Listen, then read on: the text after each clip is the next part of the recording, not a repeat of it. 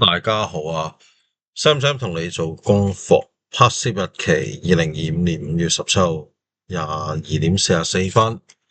開得片都嗱，首先講下先，而家恒生指數咧，其實就升翻去大概23,300、23,400，即係去翻呢一個關稅戰之前個位啦。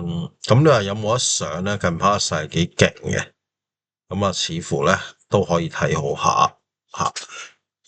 咁咧，另外咧，有開呢個講嘢先。我又冇同大家見面啦，覺唔覺得我肥咗定瘦咗啊？俾啲意見我啊吓，下面度留言俾我。咁我想講咧就係，我為咗拍片啊，我特登買嗰部新嘅電腦嚟去做呢樣嘢，即係希望可以即係個效率會好啲啦，部電腦會勁啲啦，個 RAM 數會勁啲啦，咁即係令到我咧可以拍得好啲。